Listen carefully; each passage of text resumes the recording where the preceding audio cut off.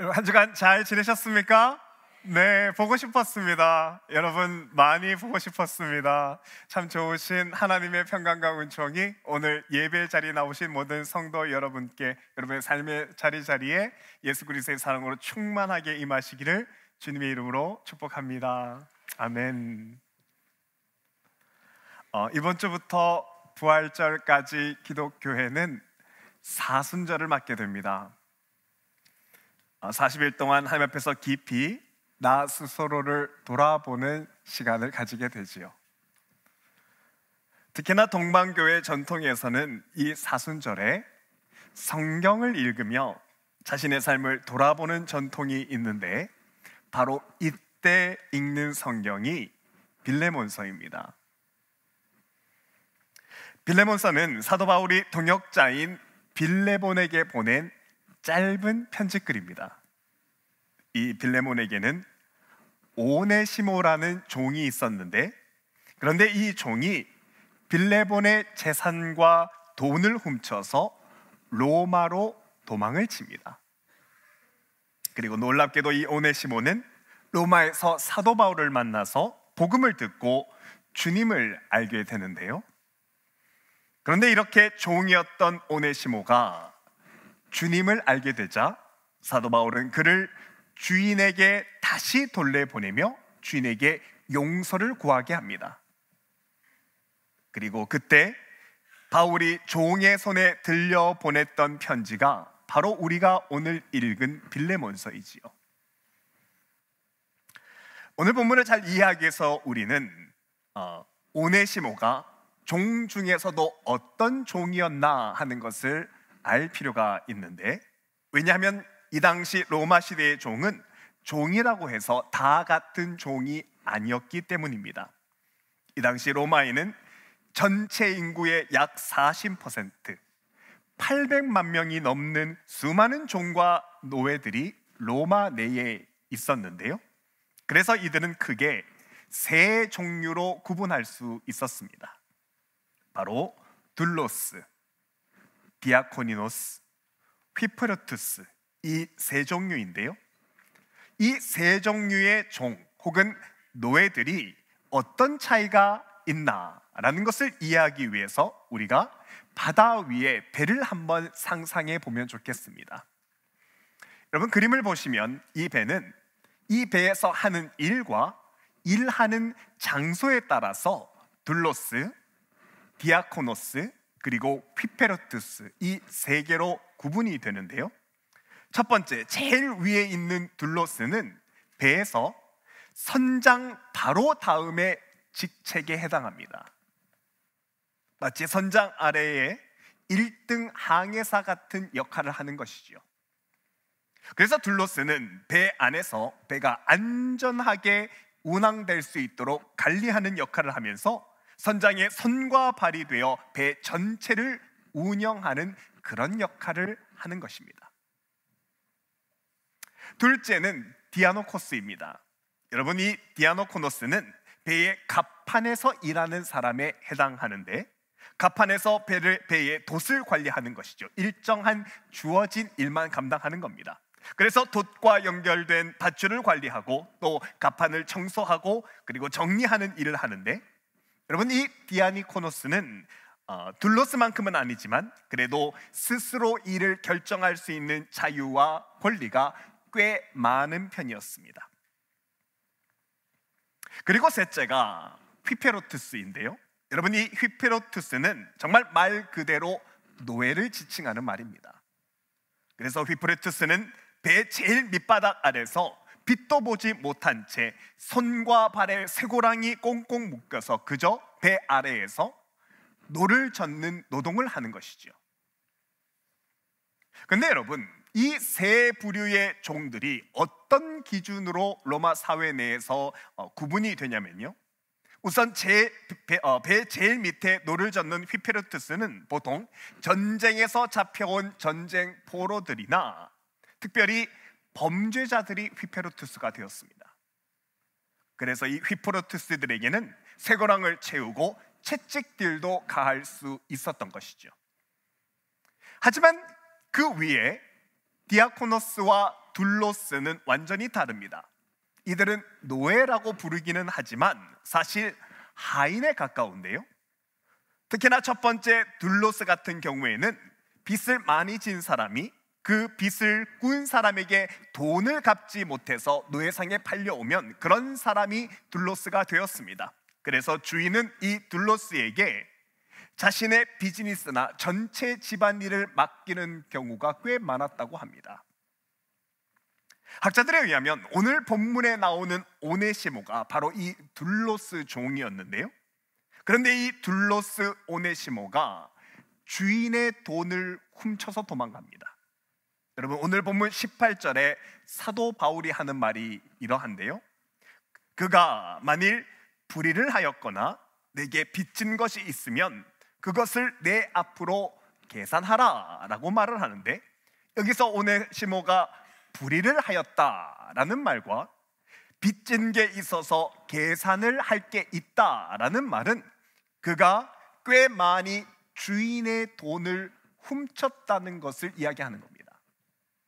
그리고 돈을 훔친 이후에는 이 종이 주인에게 처벌받는 것이 두려워서 바울이 있는 로마까지 2,000마일이나 넘는 길을 도망쳐서 이곳까지 왔던 것이죠. 그런데 여러분, 놀랍게도 이렇게 2,000마일을 도망쳐온 로마에서 이 오네시모는 사도 바울을 만나게 됩니다. 그리고 복음과 예수님을 다메섹 도상에서 극적으로 만났던 사도 바울의 간증 이야기를 직접 듣게 되지요. 그런데 바울이 어찌된 일인지 이렇게 예수를 영접한 오네시모를 이 바울이 다시 주인에게 그를 돌려보내는 겁니다. 주인 빌레몬을 찾아가서 용서를 구하라고 하면서 그의 손에 달랑 빌레몬서 편지를 하나 들려주면서 주인에게 돌아가라고 권고하는 것이죠. 그런데 여러분, 이렇게 도망친 오네시모가 주인에게 돌아가는 것은 대단히 위험한 일입니다. 왜냐하면 이 당시에는 도망친 노예는요, 예전에 그가 둘로스의 종이었다고 할지라도 일단 주인에게 돌아가게 되면 그는 죽거나 큰 치욕을 당하기 때문입니다. 여러분, 로마 제국에서는 주인이 종이나 노예를 얻게 되면 이 노예가 주인의 소유다, 내 소유다라는 것을 표시하기 위해서 노예 표식을 하게 되어 있습니다.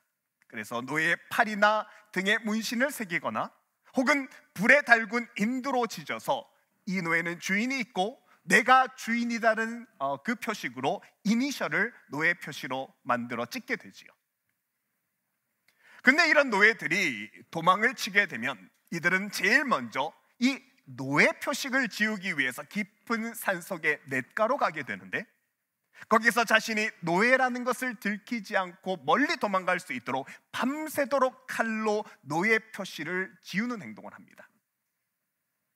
하지만 아무리 표식을 잘 지우고 또 도망을 간다고 해도 여러분, 흔적은 남아있기 때문에 대부분의 노예들은 다시 노예상에 여지없이 잡혀오게 되는데, 그러면 노예상은 잡아온 이 노예에게 또다시 노예 표식을 새기게 되는데요. 그런데 이번에는 이 노예상이 등이나 팔뚝에 작게 노예 표식을 하지 않습니다. 이때는 이 노예가 다시는 도망갈 생각을 하지 못하도록 노예의 이마나 양쪽 볼에 크게 인두질을 하는데, 이때 FUR이라는 낙인을 얼굴에다가 찍어버리죠. 여러분, 이 FUR이라는 말은 라틴어로 도망자, 도망친 노예를 뜻하는 단어인데, 여러분, 이렇게 얼굴에 낙인이 한번 찍히게 되면 이 노예는 원래 가격보다 10분의 1, 아니 20분의 1의 가격으로도 팔리지 않습니다. 그렇지 않겠습니까? 이 노예는 한 번 도망쳤던 노예니까, 그래서 또다시 도망갈 게 뻔하니까 이 노예는 아무도 사가지 않는데요. 그러면 이렇게 팔려지지 않은 노예는 얼마 뒤에 죽음의 배라고 불리는 로마 전투선 밑바닥으로 팔려갑니다. 그리고 그 배 밑바닥에서 노를 젓는 노예 휘페로투스로 살다가 평생 빛도 보지 못한 채 그 배 안에서 죽음을 맞게 되죠. 그런데 오늘 본문의 오네시모가 돈을 훔쳤기 때문에 그는 이렇게 될 운명이었습니다.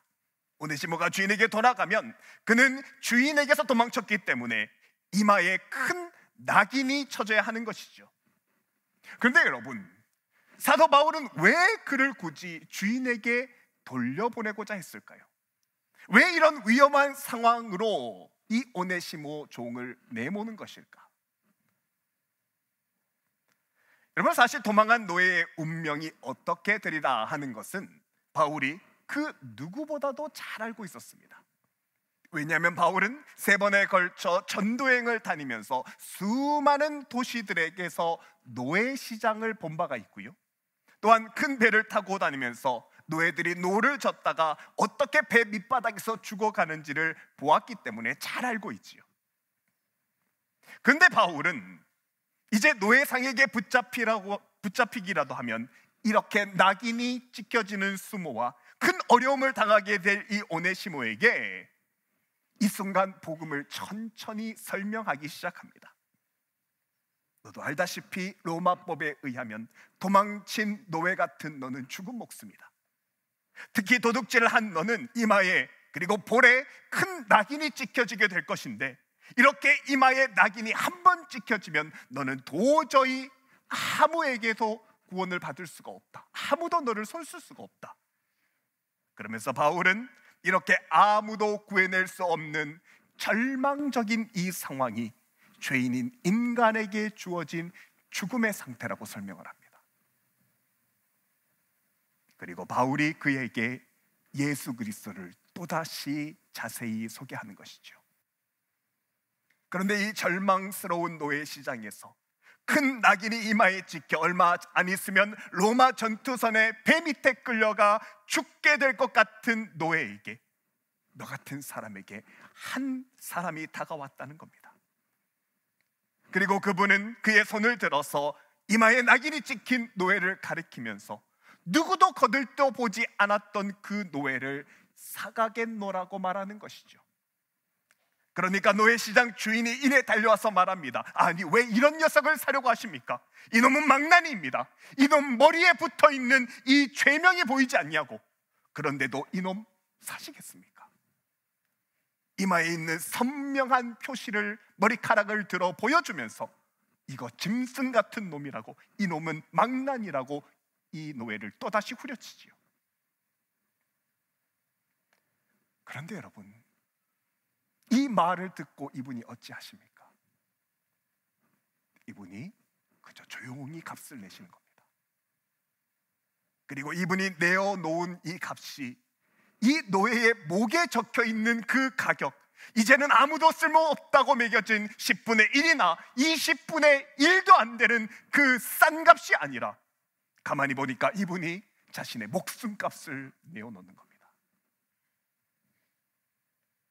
이 노예상은 이 노예의 너덜너덜해진 가치로 가격을 후려쳐서 매겼는데, 그런데 이분은 내 볼에, 내 이마에 있는 절대로 지워지지도 절대로 지워질 수 없는 이 죄들을 다 보고서도 나를 살리기 위해 자신의 목숨값을 내어놓으시는 겁니다.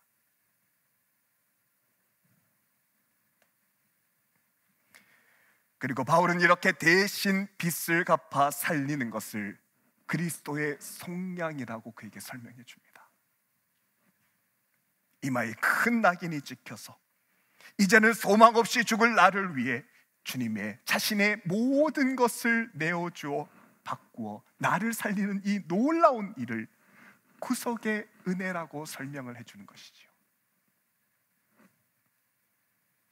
그리고 바울은 이 오네시모가 주인인 빌레몬에게 다시 돌아가 실제로 용서받는다는 것이 무엇인지, 하나님의 사랑으로 조건 없이 용납받는 것이 무엇인지 체험하고자 의도했던 건데요. 여러분, 이런 오네시모의 편지를 받아던 이 주인의 이름은 빌레몬인데, 빌레몬이라는 이름의 뜻은 하나님의 사랑이라는 뜻입니다. 여러분, 빌레몬은 그 이름만큼이나 굳건한 믿음을 가지고 있었던 참 신앙인이었는데요. 그래서 17절에 보면 빌레몬이 바울의 동역자다라고 소개가 되고, 또 20절에도 보면 빌레몬을 바울이 형제라고 부르기까지 합니다. 실제로 초대교회 역사에 기록된 이 빌레몬의 기록을 보면 그는 나중에 골로새 교회의 감독이 될 만큼 큰 믿음, 좋은 믿음을 가지고 있는 사람이었는데요. 그래서 빌레몬은 사도 바울의 편지를 종에게 받아들자마자 바울의 의도를 금세 알아차렸습니다. 오네시모를 노예가 아니라 형제로 대해줌으로 인해서 이제 막 거듭나 하나님의 은혜를 알기 시작하게 된 이 오네시모가 모든 빚을 탕감받는 구속의 은혜를 알 수 있도록, 모든 것을 용납받는 한량없는 주님의 은혜를 알 수 있도록 아무 말 없이 용서해 주자는 그 숨은 의도를 그가 알아차렸던 것이죠. 그래서 여러분, 지금도 남아있는 안디옥 교회 이그나티우스 주교의 기록을 보면 주인인 빌레몬이 오네시모가 가져온 이 편지를 받아들고서 편지를 딱 받아든 이후에 편지 밑에다가 FUR이라고 썼답니다. 당시 노예상들이 했던 것처럼 이 녀석은 도둑이라고 FUR이라고 기록을 하죠. 그런데 이후에 빌레몬은 노예 오네시모가 보는 그 앞에서 FUR에서 F를 P로 고쳐 쓰고 또 그 앞에 EX라는 말을 붙이는데요. 여러분, 그러면 이 단어는 그림에서 보시는 것처럼 EXPUR이라는 단어가 되는데, 이 EXPUR이라는 단어는 이 당시 라틴어로 용서받은 자, 씻음받은 자라는 뜻이 됩니다. 바로 회개한 자를 아무 조건 없이 용서해 주시는 하나님의 은혜가 편지를 들고 왔던 노예 오네시모에게 그대로 전달이 되는 겁니다. 그리고 여러분, 더 놀라운 것은 바울이 이 빌레몬서를 바울 자신을 대신해서 빌레몬서가 직접 기록하게 하였다는 겁니다. 여러분, 오늘 본문 19절에 보면 바울이 침필로스노니라고 기록이 되어 있는데, 여러분, 이건 오네시모가 받아 쓴 글에 바울이 이 편지가 바울에 의해서 기록되었다라는 것을 표시하기 위해서 바울이 친필로 사인을 했다라는 의미입니다. 그래서 헬라어 표준 원문이라는 성경 사본에도 보면 성경 제일 마지막 26절에 이 글은 노예 오네시모가 로마에서 기록하였다, 아멘이라는 기록이 있지요. 그러면 여러분, 왜 바울은 빌레몬서를 굳이 오네시모가 기록하도록 하였을까요? 이유가 있습니다. 바울은 이 오네시모가 이 빌레몬서에 기록된 내용이 어떤 내용인지를 정확하게 알기를 원했습니다. 그래서 이 편지를 그가 직접 쓰게 한 것이죠. 여러분도 아시는 것처럼 바울은 다메섹 도상에서 강력한 빛 가운데 주님을 만났기 때문에 그 이후로는 평생 눈이 좋지 않아 많은 고생을 했습니다. 그래서 노년의 바울은 보통 편지글을 쓸 때면 자신이 글을 직접 쓰는 것이 아니라 바울이 불러주는 말을 옆에 있는 다른 사람이 기록하게끔 하였습니다. 그러면 한번 상상해 보시기 바랍니다. 눈이 보이지 않는 바울이 캄캄한 감옥에서 그의 말년에 조용히 편지에 써야 될 내용을 오네시모에게 말합니다. 그리고 그 내용을 오네시모가 기억하는 것이죠. 주인인 빌레몬에게, 빌레몬이여, 이 오네시모는 나에게 아들 같은 사람일세 하고 10절에서 쓰게 하고요, 또 12절에서 오네시모는 이제 나의 신복이야 라고 하는데, 이 신복의 말을 직역하면 오네시모는 내게 심장 같은 사람이야, 정말 중요한 사람이니 소중하게 대해주게 라는 말입니다. 그리고 설명해 주는 것이죠. 오네시모, 너를 위하여 예수 그리스도께서 생명을 내어 놓으셨으니 이제부터 너의 가치는 예수 그리스도의 생명의 가치라고. 하나님이 너를 살리기 위해서 독생자를 아낌없이 내어주셨다면 다른 사람에게도 몰라도 하나님께 있어서 너의 가치는 예수 그리스도의 생명의 가치라는 것을 설명하면서 이 글을 적게 하는 겁니다. 그리고 이런 바울의 말들, 바울의 입술에서 나오는 이 진심 어린 말들을 오네시모가 하나하나 받아 써 나가면서 그의 마음이 어떠했겠습니까? 아, 이것이 하나님의 은혜이구나, 이것이 나를 붙드시는 하나님의 구속의 은혜구나 라고 생각했을 것입니다. 뿐만 아니라 오네시모가 이 편지를 잘 받아 적을 수 있도록 여러분, 바울 옆에 있는 많은 사람들이 오네시모를 도와줍니다. 본문 24절에 보면 또한 나의 동역자 마가, 아리스다고, 데마, 누가가 무난하더니다 라고 말을 하는데, 여러분, 여기에서 이 마가는 신약 성경 마가복음의 마가를 이야기하는 것이고요, 누가는 누가복음과 사도행전의 저자 누가를 말하는 것입니다. 그런데 이 마가와 누가가 오네시모에게 자신이 쓰고 있는 내용이 무엇인지, 어떤 의미인지를 설명하면서 오늘 본문을 하나하나 잘 기록하도록 하는 것이죠. 그리고 이렇게 바울은 오네시모가 빌레몬서를 직접 기록하면서 자신을 사랑하시고 용서해 주시는 주님의 깊은 사랑을 이 빌레몬서를 기록하면서 깨닫게 하는 건데요, 여러분, 그때 오네시모가 기록한 그 편지가 바로 우리가 오늘 본문으로 읽고 있는 빌레몬서입니다. 그때 오네시모가 직접 기록한 내용이지요.